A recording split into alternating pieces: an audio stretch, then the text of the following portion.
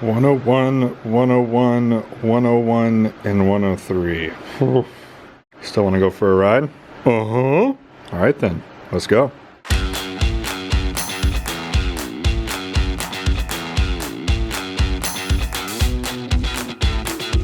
Good morning, bird brains. It is early this morning. We actually beat most of the sun up, which means we're riding in Texas summer. Now, in case you've been living under a rock, I am part of an organization called Motorcycle Destinations, where we help you find your next motorcycle destination in under 3 minutes or less. And that is what our trip is going to consist of for these next few videos. First off, can everyone just appreciate how good the Battle Donkey looks when it's clean? It's the most beautiful thing in the world. If you're new to the channel and want to see how this bike got this badass, go ahead and click the card in one of these corners and I'll link you to the playlist where we built this bike. Okay, the time is now 6:53. It's time to get on the road. I am now just under an hour behind schedule.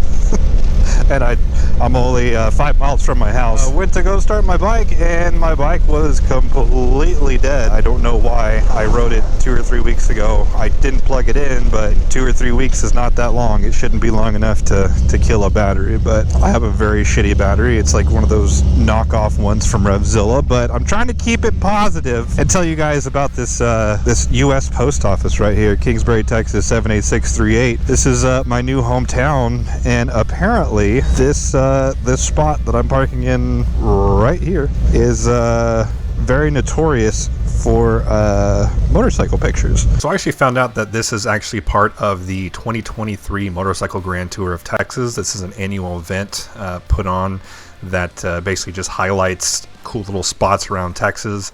And if we scroll down here, there we go. There it is. There's our little post office. So if you want more information on this, check out motorcyclegrandtoursoftexas.com. Not a sponsor. Now I'm gonna put my bike in neutral and not kill it because that would be stupid. I hope it's just a battery. I hope that once we get going here that we're all good and I don't have any more issues. Knock on wood. But yeah, apparently this is like a motorcycle photo spot, which is kind of cool. It's in my hometown.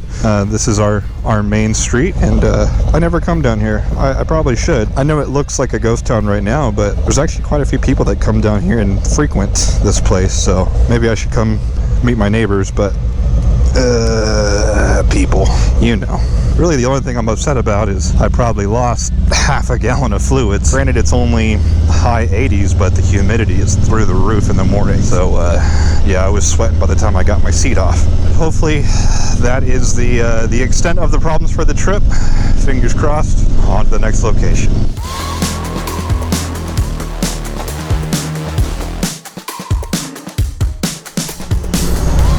All right, we made it to our first stop. Moment of truth.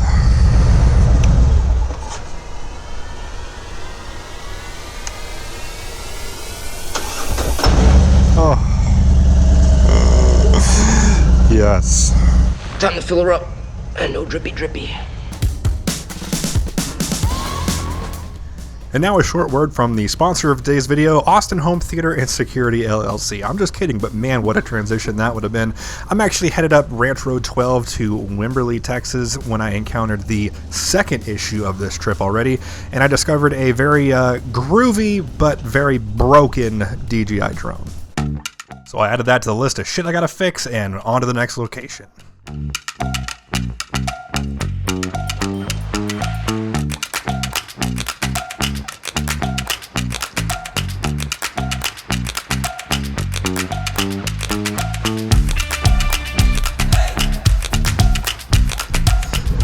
Alright, so I've made it to Dripping Springs here. It is 86 degrees, it is 10 a.m. and I've already officially sweat through this jacket because it's liquid soup here. Also, this 360 mount is kind of shit. This is kind of like the only option I've been able to really reliably use it, but I don't know. We'll see how it turns out. Ooh, look, a Rivian. God, please get me moving. Ugh. Sketchy, sketchy, sketchy.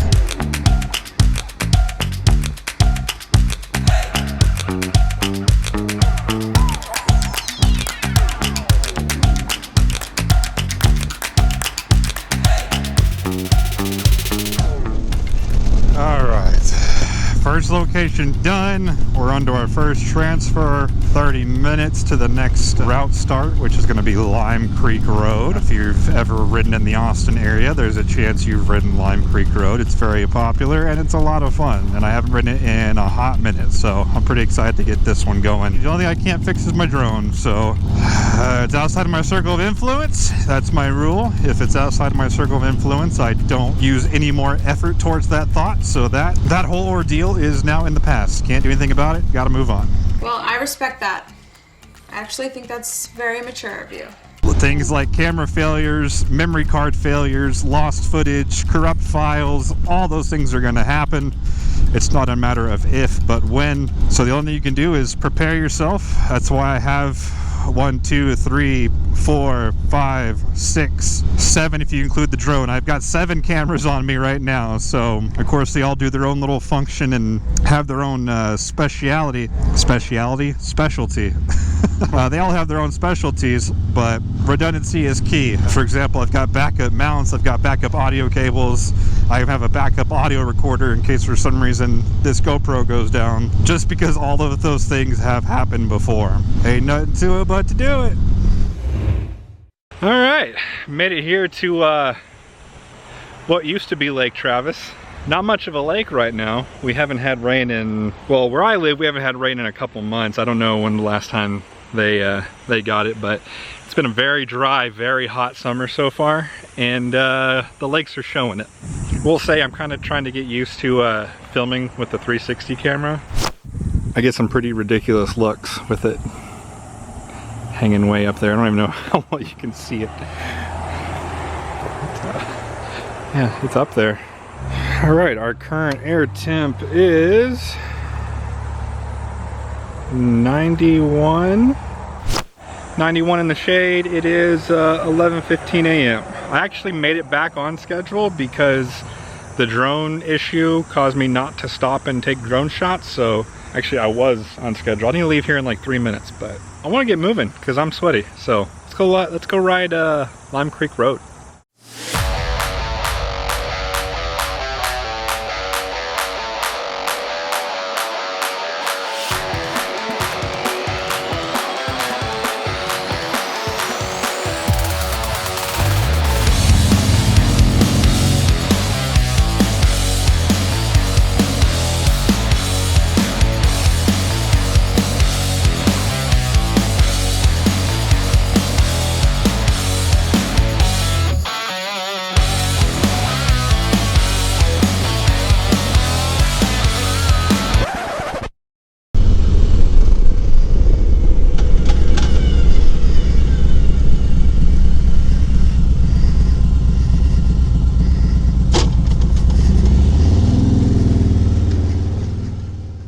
So I'm sure you heard that horrendous noise as I dropped off the shoulder there. The problem with Lime Creek Road is, as you can see, there are no shoulders, so you kind of have to just take advantage of what you got. I was turning around to come pick up my camera from the shot you saw earlier, and I guess I misjudged how big that drop-off was, or misjudged how little ground clearance I have, and yep, my kickstand is now dragging on the ground.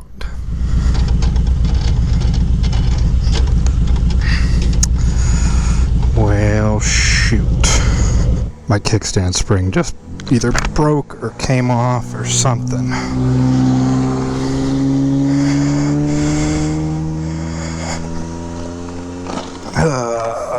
It's gone. That's not good.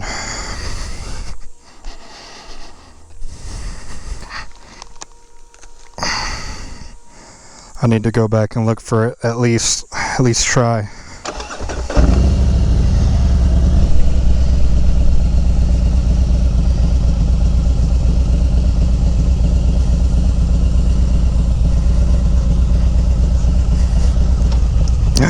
I think I see it.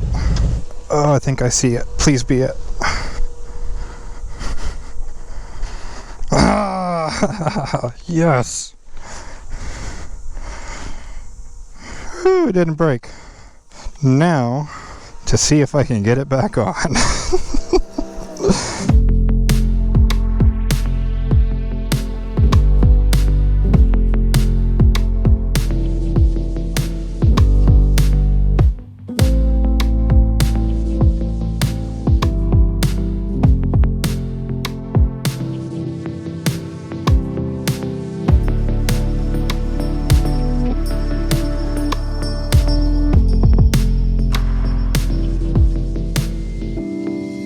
Alright, so sit rep.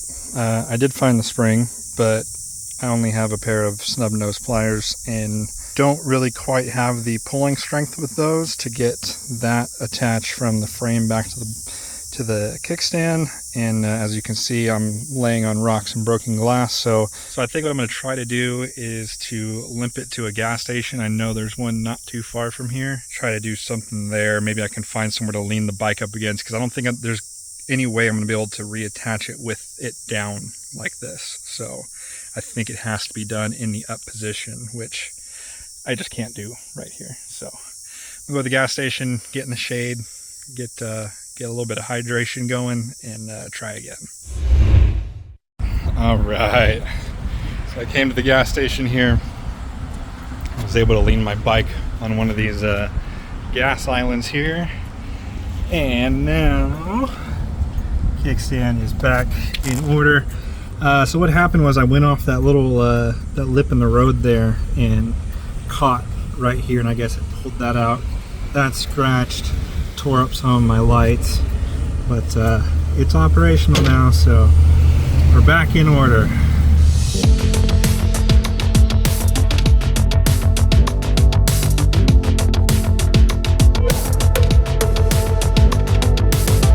Oh, there's my first 100 degrees, 1:20 p.m.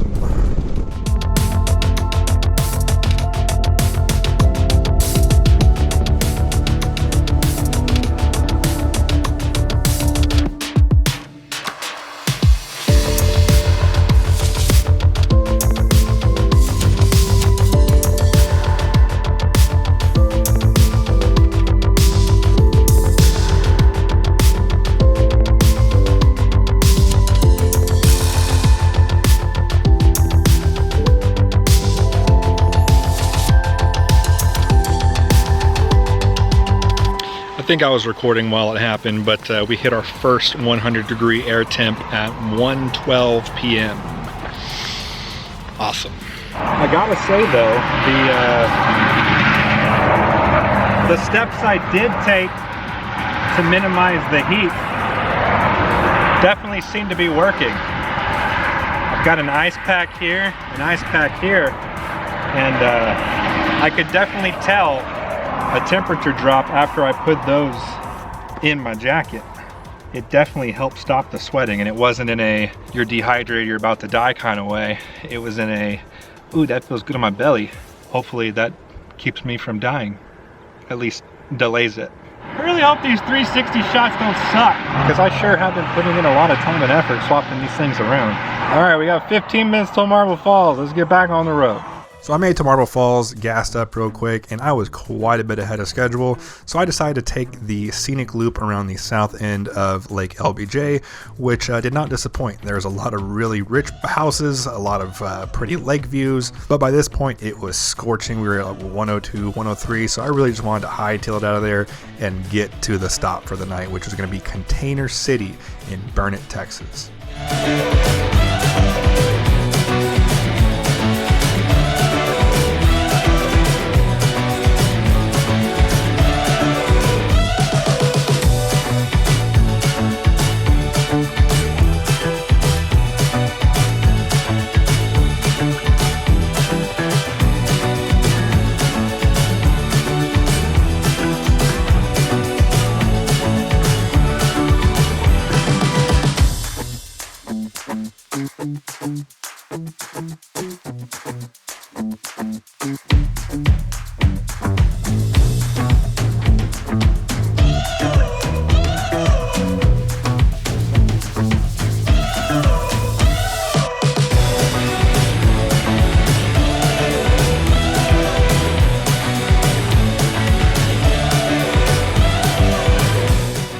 I always hear people talking about, oh, it must be nice to be a YouTuber. You get to go to all these cool places and do all these cool things, which is correct. I do think that it is cool that I get to do these things, but you know what sounds nice? You know what sounds real nice?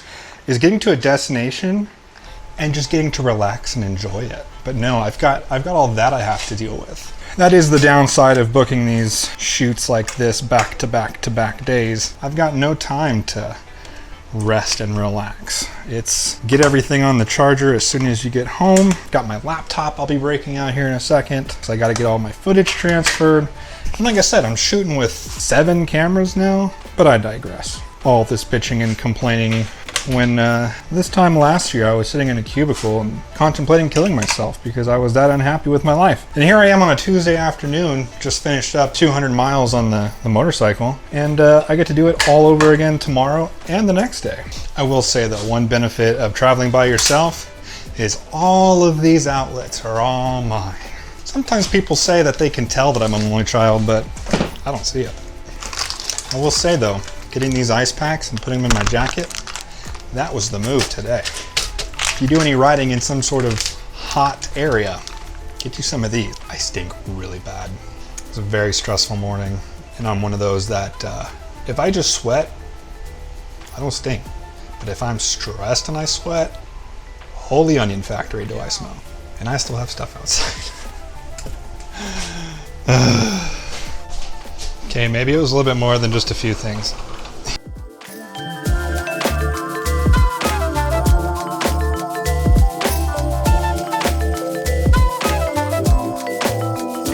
All right, that's enough charging. You want to do a little cribs episode so you can check out the place? So here we are in the main area. This is the front porch where you come in on. Here's your front door. Leads into this area here. You got your stove, you got your microwave, you got your sink, and then you got a fridge and freezer, along with some cabinets that have some stuff in them. You got cups and plates and nothing fancy, but they'll get the job done. Some tinfoil, if you're from the south. Over here, I haven't looked at these, more glasses. Full silverware, can opener, thongs, nice.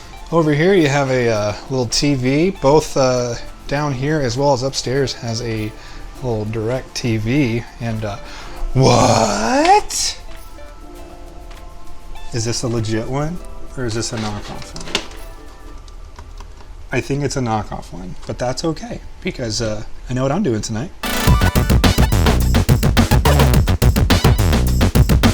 Over in here you have 2 pretty tight beds, but they would definitely get the job done if you were trying to sleep a lot. I believe this is full, and then up here looks to be a twin. Yeah, that's got to be a full and twin. Spinning around here, going towards the other side of the container, you have the bathroom. What's up, sexy man? It has a sink and soap. You also have a toilet. And oh, nice shower. And it has shampoo. Garnier Fructis. Going upstairs. What's weird is like you don't feel like you're in a container at all. Even when you see like that wall is pretty much bare container. Like your brain doesn't process it as being in a container, which is strange. But and here is the master bedroom. This looks to be a queen bed, I believe. A little tight, but for being inside of a shipping container, very nice. Like I said, even with the bare shipping walls, your brain doesn't really tell you that you're in a shipping container. It just feels like a regular house. And then out here on the deck, I'm not gonna go out there because that's what made my feet sticky, because I think it's so hot that it's making the paint boil or bubble or something. But here's the view from the deck. It'd be nice if it wasn't a freaking sauna out here. Honestly though, those little areas down below, like that one down there, actually feels quite nice, even with it being 104 out. So there you go, guys. There's the cribs tour of Container City. Like I said, I'm going to be doing a Motorcycle Destinations feature, full-length feature of this place over on the Motorcycle Destinations YouTube channel. So if you haven't already, go ahead and go subscribe over there. Make sure you don't miss a video. We put out a new video every single day, 365 days a year. So go check that out. And I think